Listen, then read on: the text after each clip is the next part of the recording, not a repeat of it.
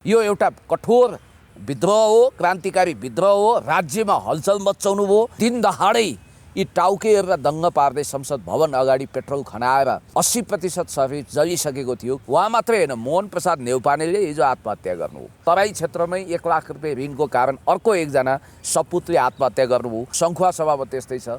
र silence killing त कति हो कति, जिउँदै मरेका कति हो कति। हाम्रो राज्य प्रणालीमा विद्यमान त्रुटि, कमजोरी र भयङ्कर भुलले गर्दा कैयौँ प्रेम प्रसाद आचार्यहरू कोही जिउँदै मरेका छन्। तबसम्म यहाँ रूपान्तरण हुने रहन्छ जबसम्म नेतृत्व वर्ग आफै फस्दैन। प्रेम प्रसाद आचार्यजी पछिल्लो समय राष्ट्रिय स्वतन्त्र पार्टीको सदस्य हुनुहुन्थ्यो। रविजीलाई भेट्न उहाँले दर्जनौचोटि कोसिस गर्नुभयो। उहाँको एक्सपेक्टेसन, ओभर एक्सपेक्टेसन, सपना रविजीप्रति थियो, ठुलो आशा थियो। उहाँले नाम पनि मेन्सन गर्नुभएको छ। बिहारमा देउसी खेल्या पैसा भाग लगाए जस्तो टाउके नेताका नजिक हुनेहरूलाई यसको मन्त्रालय जिम्मा लगाउँदा यो मुलुक टाढ पल्टन्छ लेखेर राख्नु होला। सायद रविजीप्रति उहाँको आशा भरोसा जिउँदो हुन्थ्यो भने आज उहाँ पेट्रोल खनाउनु हुन्न थियो। किनभने आयो है एउटा वैकल्पिक शक्ति। तोसीमा कार्कीलाई त उहाँले भन्नुभयो नि, ब्याङ्क डुब्यो भने नि तपाईँलाई उनीहरूले तिर्नु पर्दैन। कुन कानुन छ यहाँ मलाई देखाउनुहोस्। नेपालको कर्पोरेट लमा जानुहोस्, मलाई कुनै वकिलले भन्नुहोस्, कुनै न्यायाधीशले भन्नुहोस्, देशमा एन्टरप्रेनरसिप भन्ने कुरो खत्तम हुँदै गयो। कर्पोरेट पुँजीवादले मुठ्ठीभर धनाढ्य 10% को हातमा 90% सम्पत्ति थुपार्यो के। 10वटा ठुला कर्पोरेट घरानाले यो देशको अर्थतन्त्र टाट पल्टाइदिने हैसियत राख्छन्। जब बजार अनियन्त्रित बेलगाम घोडा जस्तो भएर मान्छेको छातीमाथि कुल्चिएर हिँड्छ, जब यहाँको अर्थतन्त्र टाट पल्टिन्छ।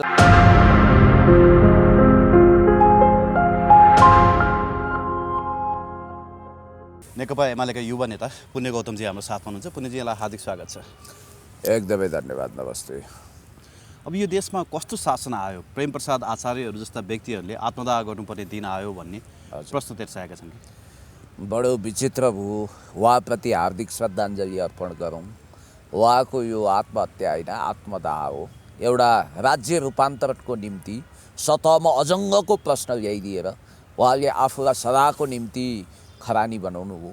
र उहाँलाई एउटा शहीद सरहको सम्मान व्यक्त गर्दै म हृदयदेखि नै उहाँप्रति श्रद्धाञ्जली व्यक्त गर्दै शोक सन्तप्त परिवारप्रति सागरभन्दा गहिरो संवेदना पनि व्यक्त गर्न चाहन्छु। तपाईँले भने जस्तै हाम्रो राज्य प्रणाली, खास गरी हाम्रो जुन कर्पोरेट संस्थाहरू छ, व्यापारिक प्रतिष्ठान, राजनीतिक नेतृत्व, पुराना र नयाँ नेतृत्व, पुरानो मात्रै होइन, उहाँ जसलाई भरोसा गरेर आउनुभयो, विवेकशील साझा पार्टीमा हुनुहुन्थ्यो, त्यो पार्टीको आखिर अस्तित्व चकनाचुर भयो। उहाँ फेरि रविजीलाई विश्वास गरेर राष्ट्रिय स्वतन्त्र पार्टी जोइन गर्नुभयो। हुन त रविजीले हिजो गृहमन्त्रीको हैसियतमा गएर उहाँको अर्धाङ्गिनीसँग, विधुवासँग गएर माफी पनि मागिसक्नुभयो, फ्यामिली सदस्यहरूसँग गएर।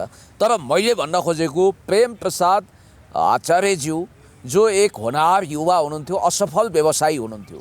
केवल व्यवसायको असफल व्यवसाय होइन नि, असफल त यो राज्यले बनायो नि, राज्यका संयन्त्रहरूले बनायो नि सर। होइन, यो कुरा बुझ्नु जरुरी छ नि। होइन, गहिरो छ तपाईँले भनेको कुरा साँचो हो, तर मैले चाहिँ सतहबाट भनेको कुरा हो। तपाईँको भाव अभिव्यक्ति ठिक छ। मैले भन्न खोजेको कुरा के भने, हाम्रो राज्य प्रणालीमा विद्यमान त्रुटि, कमजोरी र भयङ्कर भुलले गर्दा कैयौँ प्रेम प्रसाद आचार्यहरू कोही जिउँदै मरेका छन्। कोही प्रेम प्रसाद आचार्य भएर बानेश्वरको BICC हल अगाडि, प्रधानमन्त्रीको कारगेट अगाडि लावा लस्कर गाडी थियो। प्रधानमन्त्रीज्यू संसद भवनबाट बाहिर निस्किँदै हुनुहुन्थ्यो। नेपालको सबभन्दा हट स्पटबाट कारगेट थियो। कारगेटको प्रोटोकल के हुँदो रहेछ भने गाडी रोकिँदो रहन्छ त्यहाँ। अब एउटा कुरो मलाई लागेको चाहिँ के हो भने, उहाँले जुन ढङ्गले एउटा क्रान्तिकारी विद्रोहको झन्डा उठाउनु भयो, आफ्नो मृत्यु मार्फत एउटा हलचल समाजमा, जसरी ट्युनिसियामा बेन अलीले आत्मदाह गरेपछि त्यहाँ एउटा रिभोल्युसन नै भयो। भलै त्यसलाई पश्चिमाहरूले स्पोन्सर गरेका थिए। वर्षौँ अगाडि योगमाया भन्ने एकजना सन्त महानायिकाले राणा शासन विरुद्ध बगावत गर्न सिंहदरबार अगाडि आउने त्यो खालको परिवेश नहुँदाखेरि अरुणमा जल समाधि लिएर डुबेर आफ्नो प्राण त्याग गरेर राणा शासनको जग हल्लाएकी थिइन्। वर्षौँ पछाडि प्रेम प्रसाद आचार्यज्यूले एउटा कन्फेसन्स नोट, महाभारत चाणक्य नीति, राज्य रूपान्तरणको फर्मुला दिएर आफ्नो जीवनलाई नै बलिदान गरेर उहाँले जसरी दिन दहाडै यी टाउकेर र दङ्ग पार्दै संसद भवन अगाडि पेट्रोल खनाएर 80% सर्भिस जलिसकेको थियो। कीर्तिपुर लगियो, बचाउन सकिएन। अब अलिकति बचकना केटाकेटी टाइपको स्वास्थ्य राज्य मन्त्री जानुहुन्छ, संवाद गर्नुहुन्छ, छुनुहुन्छ, मोबाइलले भिडियो खिच्नुहुन्छ, मानव त्यो सब एउटा एक्टिङ हो। सबैमा सेलिब्रेटी बन्ने भाव छ र मैले के देखेँ भने पत्रकारितामा पनि तपाईँले जसरी गहन ढङ्गले संवेदनशील ढङ्गले विषय उठाउनु भएको छ, कतिपयले यसलाई सेलिब्रेसन गरे, एउटा सेलिब्रेटी जस्तो बनाइदिए र यसलाई उत्सवको रूपमा मान्छेलाई मरौँ मरौँ लाग्ने बनाइदिए। यो होइन नि। जिम्मेवार पत्रकारितामा के हुन्छ भने समस्या र मुद्दामा केन्द्रित भएर यसले सृजना गरेका समस्या र त्यसको समाधान के हो भन्ने हिसाबले जानुपर्ने हुन्छ। कुरो के हो भने नि, प्रधानमन्त्रीकै कार्केट अगाडि उहाँले आत्मदाह गर्नुभयो। गृहमन्त्री तथा उप प्रधानमन्त्री रवि लामिछाने चाहिँ जानुभयो उहाँलाई भेट्नको लागि अथवा उहाँका आफन्तहरूलाई भेट्नको लागि। तपाईँले भने जस्तै तोसीमा कार्की त क्यामेरासहित पुग्नुभयो भनेर अहिले आलोचना पनि भइरहेछ आइसियुमा, जबकि त्यो प्रोटोकलै थिएन। तर देशका शीर्ष नेताहरूलाई त कहीँ पनि छोएन नि सर। तपाईँले भन्नुहुन्थ्यो नि गैँडाको छाला भएका भन्ने एउटा मेटाफोर युज गर्नुहुन्थ्यो, लगभग त्यस्तै संवेदनाहीन देखियो कि होइन। छुनुपर्छ, स्वाभाविक रूपमा यो धेरै संवेदनशील मुद्दा हो। यसको सम्पूर्ण जस चाहिँ त्यही हाम्रो राजनीतिक नेतृत्वहरूलाई जाँदो रहेछ नि त, किनभने उहाँहरूले नै माफियाहरूलाई संरक्षण गरिराख्नु भएको छ, उहाँहरूलाई नै माफियाहरूले जन्माएको रहेछ र त्यही नै माफियाहरूको कारणले गर्दाखेरि आज नव उद्यमीहरू चाहिँ यसरी जल्नुपर्ने अवस्था क्रिएट भएको रहेछ नि त। वास्तविकता त यो रहेछ नि त। होइन, देशमा एन्टरप्रेनरसिप भन्ने कुरो खत्तम हुँदै गयो। यहाँ औद्योगिक पुँजीवादको होइन कि वित्तीय पुँजीवादको बोलबाला भयो। जस्तो ब्याङ्किङ सेक्टरले एसोसिएसन बनाएर कर्पोरेट लुट गरिरहेको छ।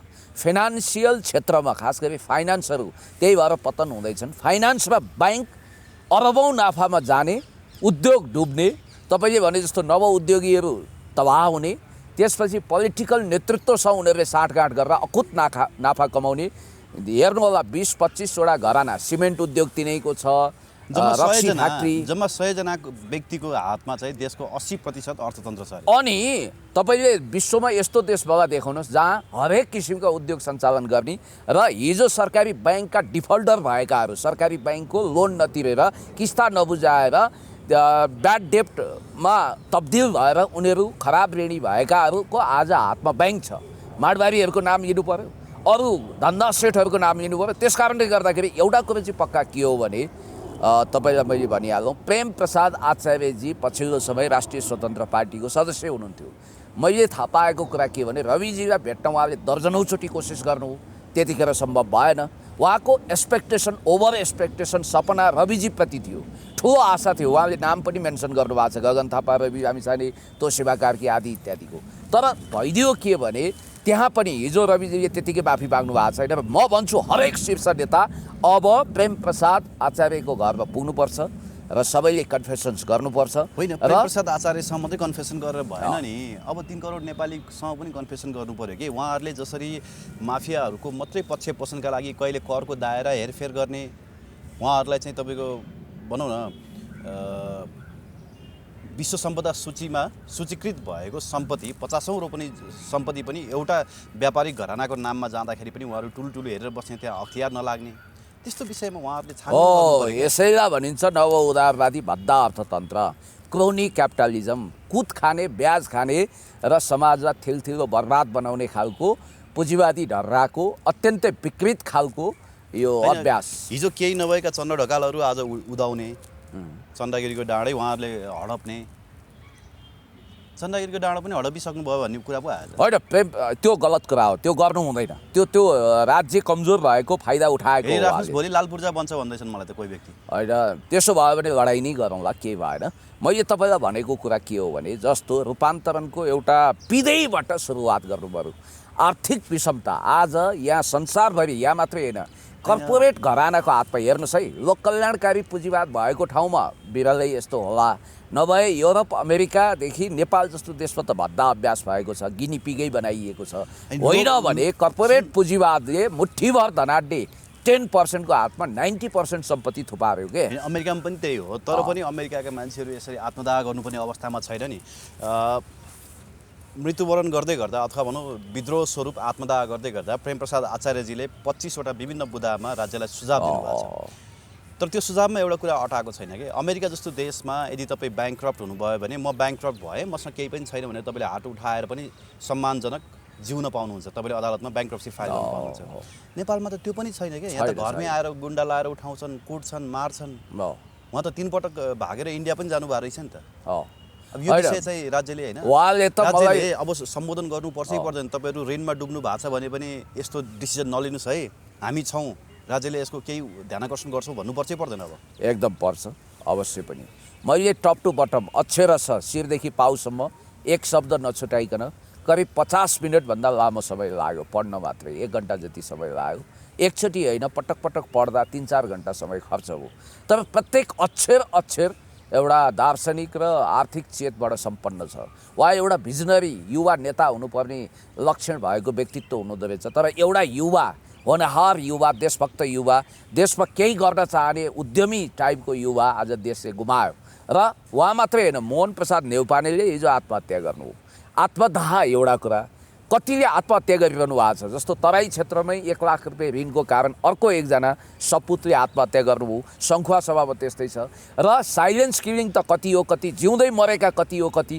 र यो जुन ढङ्गको लुट खसोट छ नि, जब बजारको हातमा राज्य प्रणाली सुम्पिनुहुन्छ, जब बजार अनियन्त्रित बेलगाम घोडा जस्तो भएर मान्छेको छातीमाथि कुल्चिएर हिँड्छ, जब यहाँको अर्थतन्त्र टाट पल्टिन्छ। तपाईँलाई म एउटा कुरा भन्छु, तपाईँ विज्ञ हुनुहुन्छ, नेपालका जति पनि ब्याङ्किङ घरानाहरू छन् त्यो कति फस्टाएको छ, अरबौँ खरबौँ नाफा गरिरहेका छन्। एउटा सिइओ हामी सुन्नु न, हामी कहाँ तारे होटलमा, रिजोर्टहरूमा उनीहरूले पत्रकार बोलाएर ककटेल पार्टी दिन्छन्, जाँड पार्टी दिन्छन्, करोडौँ रुपियाँ त्यहाँ उडाउँछन्, जनताको पैसा हो नि त्यो।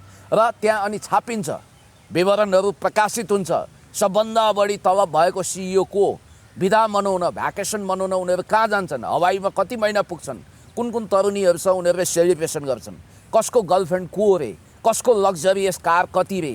यस्तो खालको गरिबी भएको देशमा जहाँ मान्छे आत्महत्या गरिरहेका छन्, त्यहाँ ब्याङ्कका सिइओदेखि एक्जिक्युटिभदेखि अनि त्यसको चेयरम्यानदेखि तलका कर्मचारी अधिकृतसम्म तिनीहरूले करोडौँ रुपियाँ कमाएको विवरण सार्वजनिक गर्नुको अर्थ के हो? एउटा सानो उदाहरण म तपाईँलाई दिन्छु।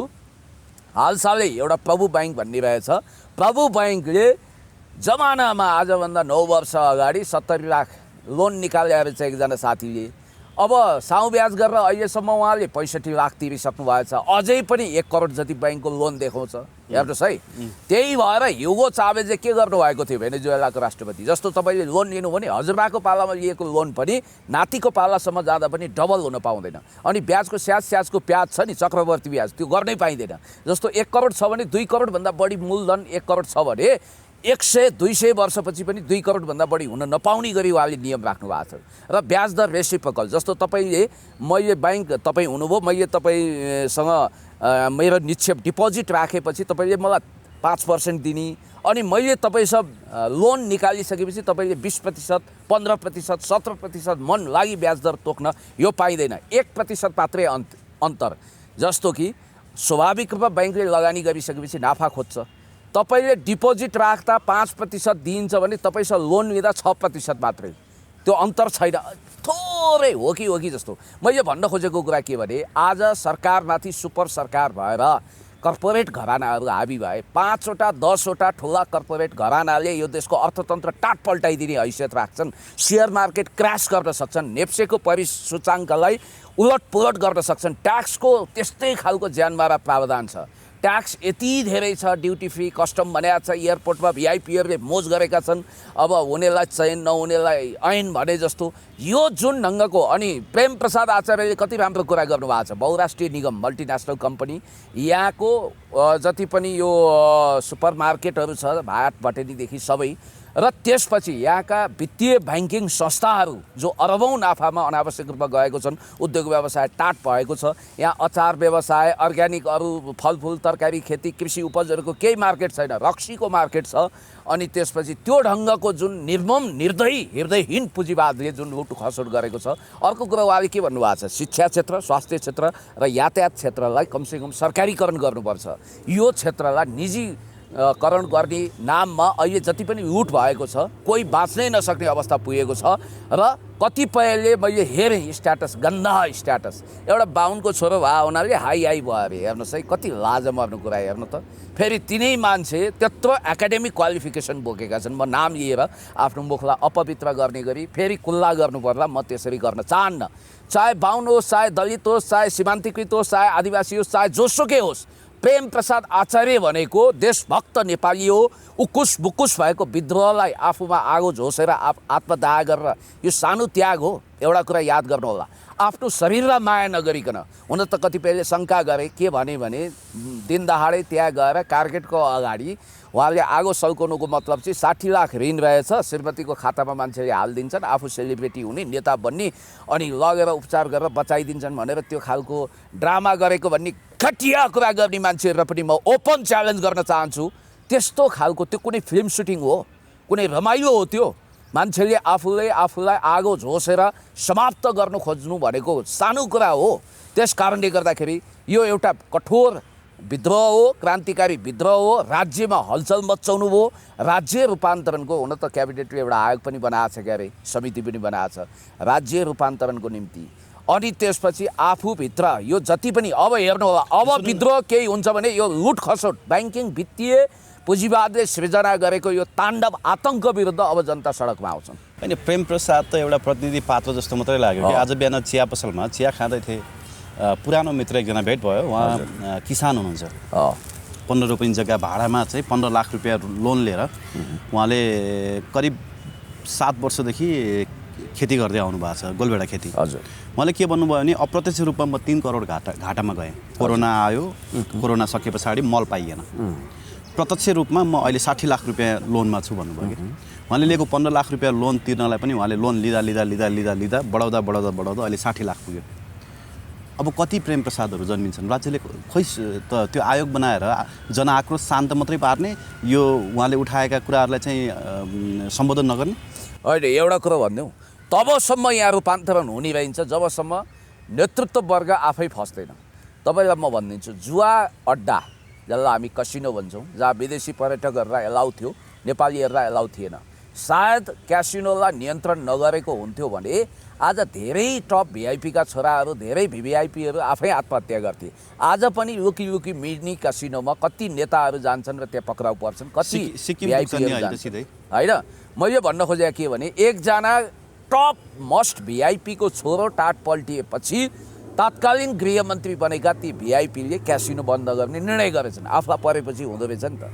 अब यहाँ हेर्नु होला, हिजो कसिनोमा मिटर ब्याजमा पैसा लगाउने भन्दा अथवा आजका मिटर ब्याजी भन्दा हिजोका चक्रवर्ती ब्याज खाने साहु महाजन भन्दा सभ्य तरिकाले टाई लगाएर, मिठो वचन बोलेर, अङ्ग्रेजी बोलेर, तर गुन्डा लगाएर, अपराधीहरू लगाएर आज ब्याङ्कले मैले भनिहालेँ, मेरो त्यो साथीको जम्मी अब वास्तवमा यसो हेर्ने हो भने उसले 70 लाख ऋण लिएको, 65 लाख तिरिसक्यो, अब तिर्न बाँकी 5 लाख, ब्याज स्याज आदि इत्यादि गरेर मानौ 15 लाख होला बढी भयो।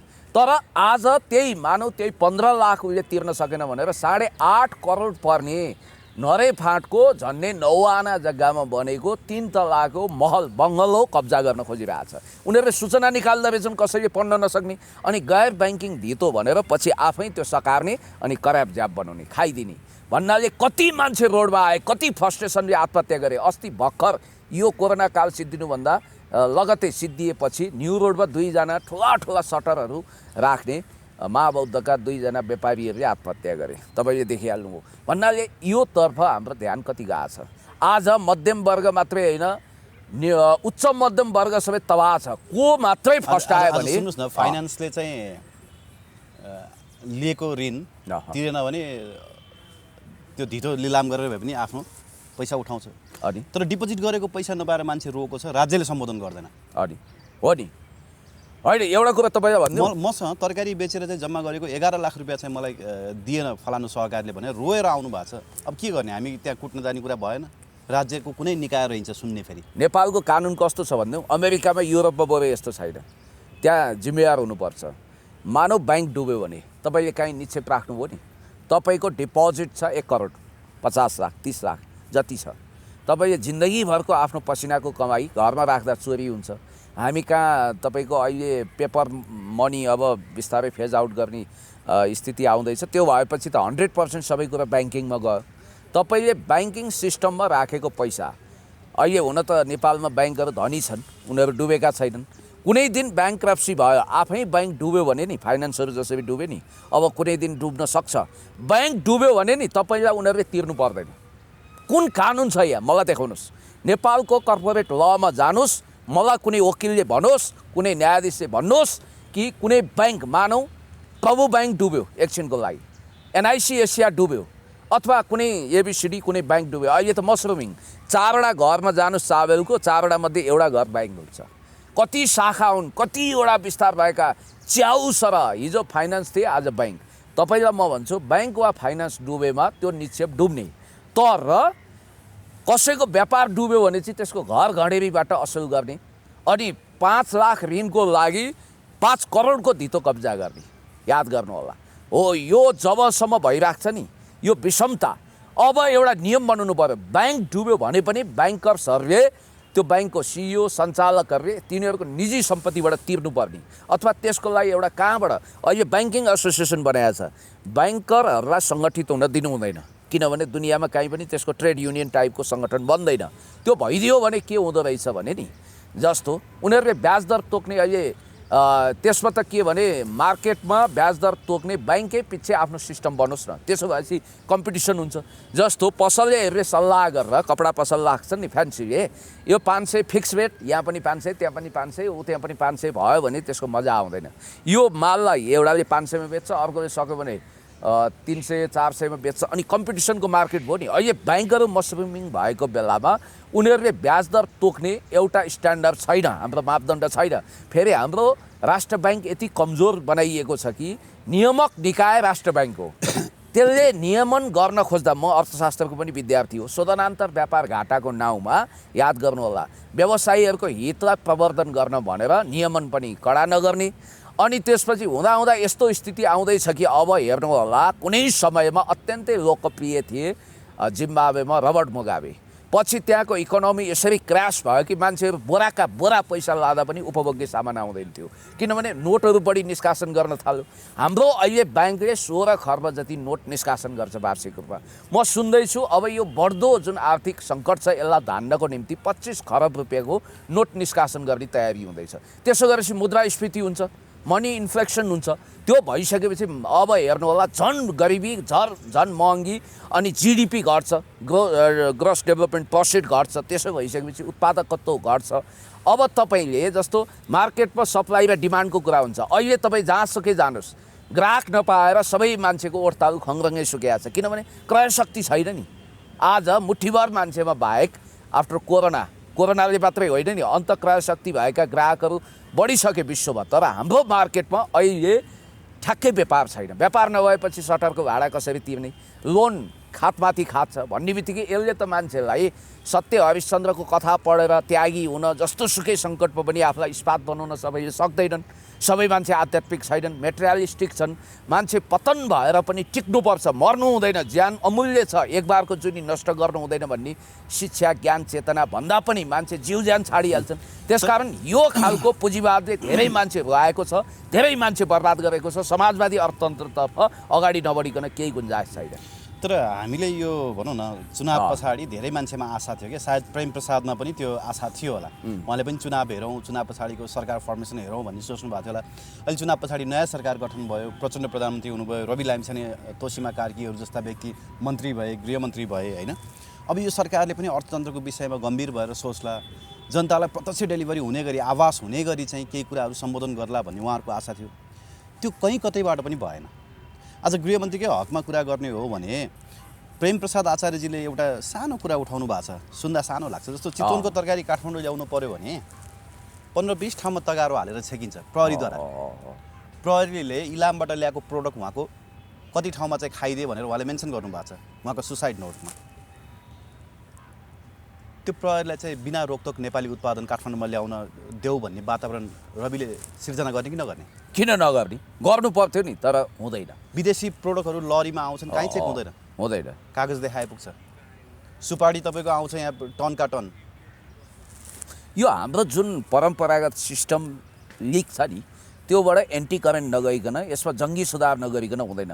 प्रेम प्रसाद आचार्यज्यूको आत्मदाहले मलाई त उहाँ टङ्कप्रसाद आचार्यकै एउटा आत्मा जस्तो लाग्यो।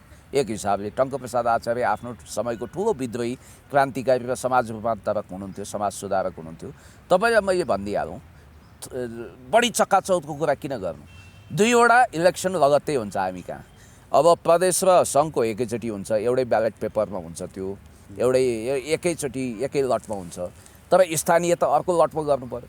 तपाईँ हेर्नुहोस्, यो दुई तहको दुईवटा चुनाव 2-4 महिनाको अगाडि पछाडि, 6-7 महिनाको अगाडि पछाडि हुने दुईवटा चुनाव हुँदाखेरि देशमा 50 अर्ब रुपियाँ, याद गर्नुहोला, 50 अर्ब रुपियाँको कमसेकम कारोबार हुन्छ। अर्थात् त्यति पैसा खर्च गर्नुपर्ने हुन्छ, 50 अर्ब। अब म तपाईँलाई भन्छु, 50 अर्ब त देखिने खर्च, राज्यको खर्च, खरबौँ रुपियाँ त्यहाँ कालो धनको प्रयोग हुन्छ। 50 अर्ब चाहिँ राज्यले खर्च गर्छ 2वटा निर्वाचन गरेर, तपाईँ हिसाब गर्नुहोस्। अनि खरबौँ रुपियाँ जब कालो धन, ब्ल्याक मनी जनतालाई लुटेर मारेर बोरामा लुकाएर राखेको, सीमा पारीबाट ल्याएको पैसा त्यति खर्च हुन्छ। अब के हुन्छ, चुनाव लगत्तै जसले कालो व्यापारीहरूले, जसले तस्करहरूले त्यहाँ लगानी गरेका छन् राजनीतिमा, त्यसको ब्याजको स्याज असुल्छन्, तत्काल महँगी बढ्छ, तत्काल गरिबी बढ्छ। हो, हाम्रो चुनाव प्रणालीमा भएको दोषलाई हामीले सुधार्नुपर्छ। एक दिन यस्तो आउनेछ कि उन्नत लोकतान्त्रिक प्रक्रिया अपनाएर, निर्वाचन प्रणाली अपनाएर हामी 100% समानुपातिकमा जानुपर्ने हुनसक्छ। ठिक छ, अब यी विषयहरू त हामी कुरा गर्दै जाउँला होइन। अब तर मुख्य विषय त प्रेमप्रसाद आचार्य नै हुन्। प्रेमप्रसाद आचार्यको आत्महत्या होइन, यो एउटा विद्रोहको झिल्को हो। हजुर, ट्युनिसियामा यस्तै एउटा विद्रोहले बेन अलीले अरब स्प्रिङसम्मको तपाईँको मोमेन्ट लियो, एउटा ठेलावाला भनौँ न, त्यो एउटा ठेलावालाले। अब नेपालमा अरब स्प्रिङ जस्मिन रेभोल्युसन भनेर त्यहाँ अरब स्प्रिङसँग त्यसले त्यही डडेलो सल्केर चाहिँ अरब स्प्रिङसँग गयो होइन, इजिप्टसम्म गयो, होस्नी मुबारक तबाह बनायो, लिबिया, इजिप्ट, यमन, सिरिया होइन, यो सबै यसैसँग जोडेर आउँछ। अब नेपालमा चाहिँ यो आत्मदाह केवल 2 दिनको कथा मात्रै बन्छ कि यसले पनि विद्रोहको स्वरूप लिन्छ?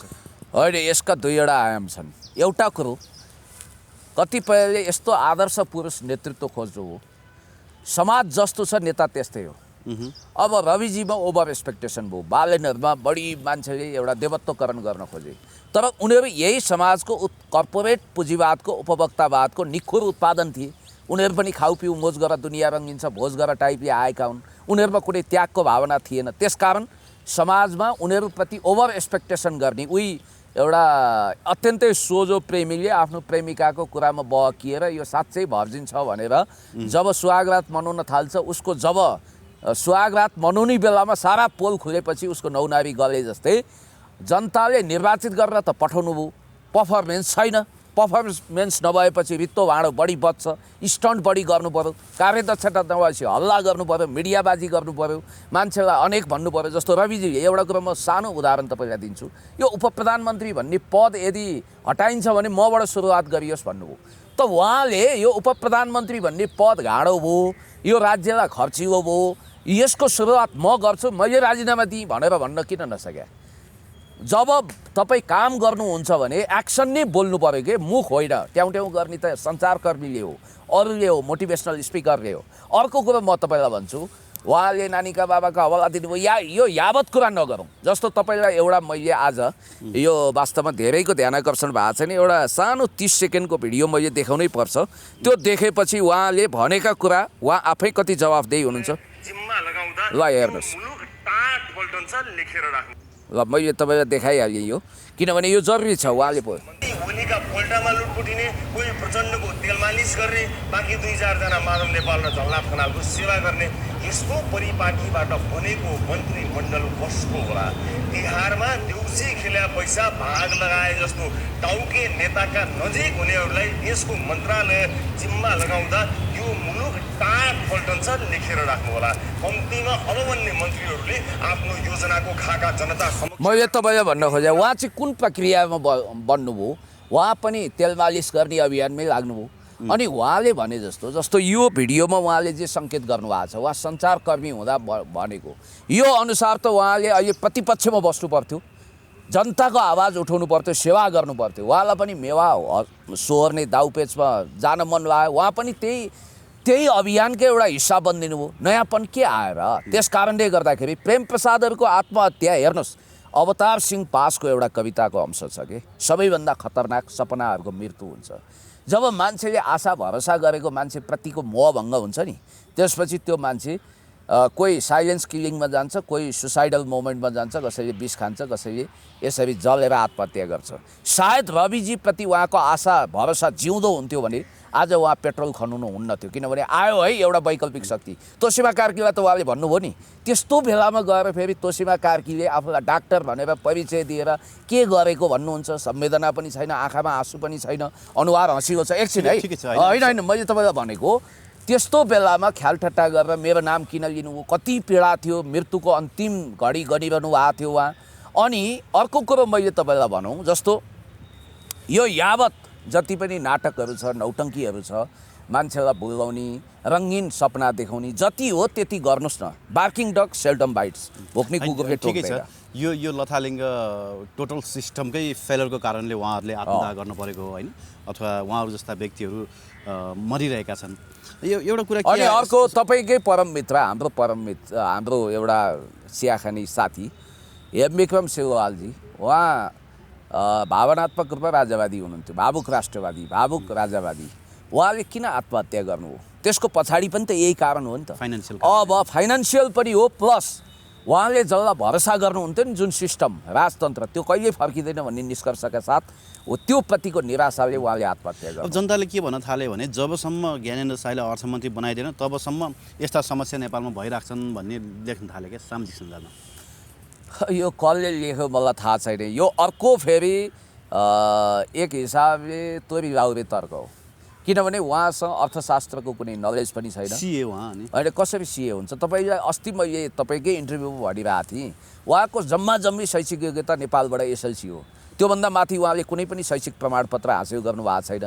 मैले सुनेको कुरा मित्र राष्ट्रबाट, फेरि म खरो बोल्छु, सत्य बोल्छु, मलाई सत्य बोल्न तपाईँ विवश नगराउनुहोस्, किनभने तपाईँले काउकुती लगाएपछि म अरू जस्तो झुट बोल्दिनँ, मैले साँचो कुरा बोल्नुपर्छ। 2 वर्ष अगाडि पनि तपाईँको भिडियोमा मैले ओपन च्यालेन्ज गरेका थिएँ। उहाँले आफै, उहाँको आफ्नै जीवन उहाँले हेर्नु पऱ्यो नि।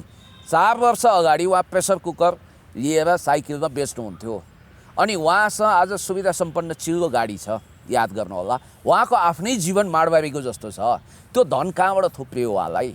अनि उहाँले भ्रष्टाचार विरुद्ध दुवाई दिएर मान्छेले पत्याउँछन्। उहाँका व्यवहारहरू हेर्नुपर्छ। अस्ति एकजना पत्रकारले सोध्यो उहाँलाई, अनि विवाह त यसपालि माघमा गर्नुहुन्छ होला नि भनेर, अनि उहाँ हा हाँस्नुभयो। उहाँले भन्नु पर्दैन म विवाहित हुँ भनेर? उहाँको घरमा श्रीमती छ कि छैन? जनता जान्न चाहन्छन्। हो, यस्तै कुरोमा, सानोतिनो कुरोमा ढाँट्दै छल्दै मान्छेलाई लुकाउँदै, तथ्यहरू लुकाउँदै जाने। अर्थशास्त्र एउटा कुरा म भन्छु, अहिले अर्थतन्त्रको लागि सबैभन्दा सुयोग्य अर्थमन्त्री विष्णु पौडेलजी हुनुहुन्छ। उहाँको जुन अनुभव छ, यो लथालिङ्ग भाँड भएको अर्थतन्त्र, काङ्ग्रेसले थिलथिलो पारेको अर्थतन्त्रलाई सम्हाल्न टाइम लाग्छ, इट टेक्स टाइम।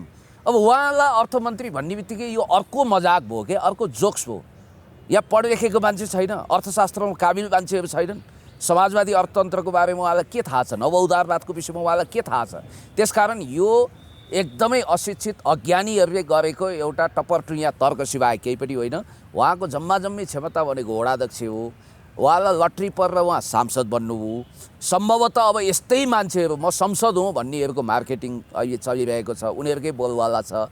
यहाँ साँचो कुरा, एउटा कुरा म के भन्छु भने नि, जति सेलिब्रिटीहरू छन्, जति चर्चामा आएका मान्छे छन्, ती कोही पनि राज्य प्रणालीमा सुधार गर्न योग्य छैनन्। तिनीहरू खल्लीबल्ली हुन्, हल्लाखोर हुन्, डबल स्ट्यान्डर्डवाला हुन्, बढी गफ गर्नेले केही पनि काम गर्दैन। मेरो पनि परीक्षा भोलि सत्तामा पुगेपछि हुन्छ, मैले गर्न सक्छु कि सक्दिनँ। म आदर्शका ठुला कुरा गर्दिनँ, राज्य रूपान्तरणको कुरा गर्दिनँ। र म भन्छु ज्ञानेन्द्रजी, तपाईँका चाहिँ सन्तान कहाँ पढ्ने हुन् भोलि त हेर्छन् नि। हो, यही प्रकरणले अस्ति उहाँले संसदमा भाषण छाड्नुभयो, उहाँले पहिलोचोटि बोलेको होइन, यो हामीले पटक पटक भनेको कुरा हो। सरकारी स्कुलको, सामुदायिक स्कुलको गुणस्तर सुधार गर्नु छ भने यो त मैले 5 वर्ष अगाडि भने, यहाँ जति पनि राज्य प्रशासनमा गएका मान्छे छन्, उनीहरूका सन्तान सरकारी स्कुलमा पढ्नुपर्छ, उनीहरूले सरकारी हस्पिटलको सुविधा लिनुपर्छ, विदेशमा गएर होइन। ज्ञानेन्द्रजीले त्यही भनिदिनु भयो, अब उहाँ हाई हुनुभयो। मैले तपाईँलाई भन्न खोजेको कुरा के भने, उहाँ आफै भोलि हेर्दै गर्नु होला, माओवादीमा एउटा ट्रेन आयो आज हो र, यो त आउटडेटेड फर्मुला हो के। माओवादीमा लेखनाथ नेउपानेजीहरूले स्टन्ट गर्नुभयो, उहाँहरूले नेताका छोराछोरीहरू अब कहाँ सरकारी स्कुलमा भर्ना गर्ने आदि इत्यादि। अहिले उहाँहरूको सन्तान कहाँ पढ्दैछन् मलाई भन्नु त। म यस्तो वाहियात कुरा गर्दिनँ। म सक्छु भने सुन्नुहोस्, शिक्षा मन्त्रीको छोरी म चाहिँ के भन्छु भने सुन्नुहोस्, म के भन्छु भने तपाईँ सरकारी विद्यालयको गुणस्तर बढाउन भरमग्दुर प्रयत्न गर्नुहोस्, तर तपाईँ सक्नुहुन्छ भने आफ्नो छोराछोरीलाई उत्कृष्ट ठाउँमा पढाउनुहोस्। किनभने यहाँ जति पनि सरकारी स्कुलहरू छ त्यहाँको शिक्षाको गुणस्तर एकदम लो क्वालिटीको छ।